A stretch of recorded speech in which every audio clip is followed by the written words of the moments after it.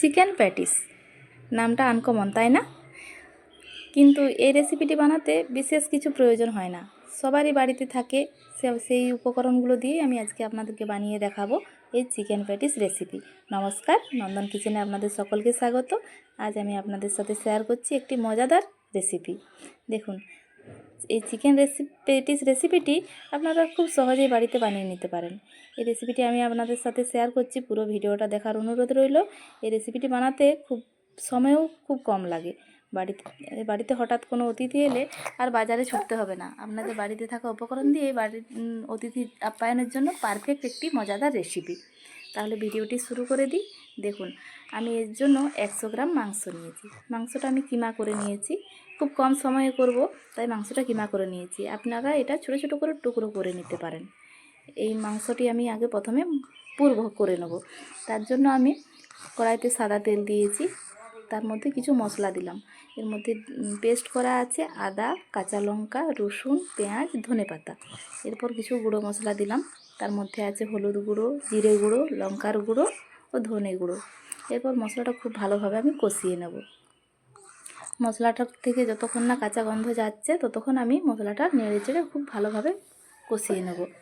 এই মশলাটার সাথে এরপর আমি দিয়ে দেবো যে কিমা করে রেখেছিলাম মাংসটা, সেই মাংসটা আমি এর মধ্যে দিয়ে দিলাম। এরপর খুব ভালোভাবে নেড়ে চেড়ে মশলার সাথে মিশিয়ে নেব। এখানে কিন্তু আমি কোনো রকম জল ব্যবহার করব না, এটা যেহেতু পুর হিসাবে ব্যবহার করব, তাই জল দিলে যখনই আমি প্যাটিসের ভিতরে এটা পুর হিসেবে দেবো তখন কিন্তু প্যাটিস থেকে বেরিয়ে যাবে।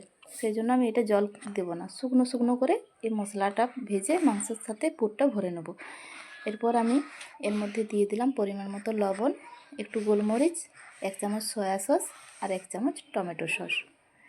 খুব ভালোভাবে মশলার সাথে মিশিয়ে নেব। এরপর এখানে আপনারা ক্যাপসিকাম কুচি করেও দিতে পারেন, কিন্তু ঝালটা আমি দিয়েছি তাই ক্যাপসিকামটা দিলাম না। এরপর আমি প্যাটিসের জন্য যে ডোটা করে নেব তার জন্য আমি এখানে 200 গ্রামের মতন ময়দা নিয়েছি। আর আমি একটা ডিমের কুসুম ফেটিয়ে রেখেছি, সাদা অংশটা দিই না, শুধু ডিমের কুসুমটা দিয়েছি। কুসুমটার মধ্যে আমি লবণ আর গোলমরিচ দিয়ে ফেটিয়ে রেখেছিলাম। এরপর পরিমাণ মতন ময়ান দিয়ে আমি ডোটা তৈরি করে নিলাম। এরপর একটা আলাদা পাত্রে 2 চামচ কর্নফ্লাওয়ার আর 3 চামচের মতো সাদা তেল দিয়ে একটা গোলা তৈরি করে নিয়েছি। এরপর আমি যে ডোটা তৈরি করেছিলাম সেই ডোটার থেকে লেচি কেটে আমি পরোটাটা আপনাদেরকে বেলা দেখাচ্ছি। এখানে পরোটাটা বেলা কিন্তু দেখাটা খুব জরুরি। প্যাটিসের পরোটাটা কিন্তু খুব ভালোভাবে বেলতে হবে।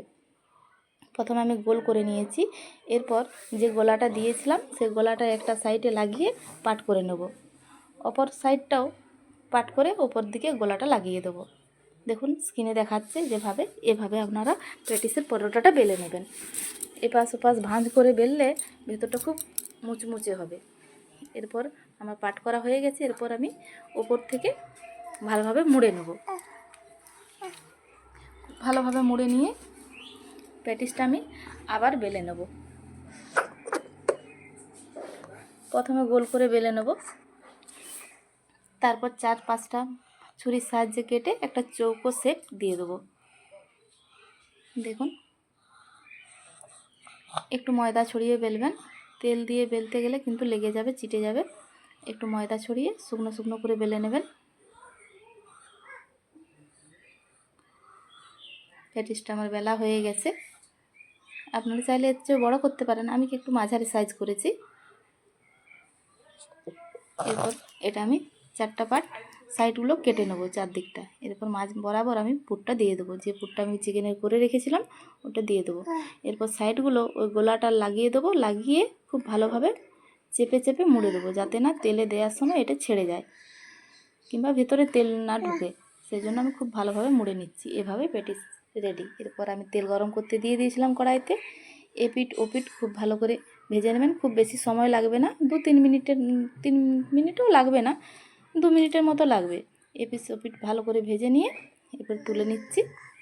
দেখুন কতটা সহজে বানিয়ে নিতে পারবেন চিকেন প্যাটিস। আমার সমস্ত চিকেন প্যাটিসগুলো ভাজা হয়ে গেছে, দেখুন কতটা মুচমুচে হয়েছে আর খেতেও অসম্ভব সুন্দর হয়। বাড়িতে একবার অবশ্যই ট্রাই করবেন এভাবে চিকেন প্যাটিসের রেসিপি। ভালো লাগলে কমেন্ট করবেন। দেখুন আপনাদেরকে দেখিয়ে দিলাম কত সহজ ও সুস্বাদু একটি রেসিপি। ভিডিওটি পুরোটা দেখার জন্য আপনাদেরকে অনেক অনেক ধন্যবাদ।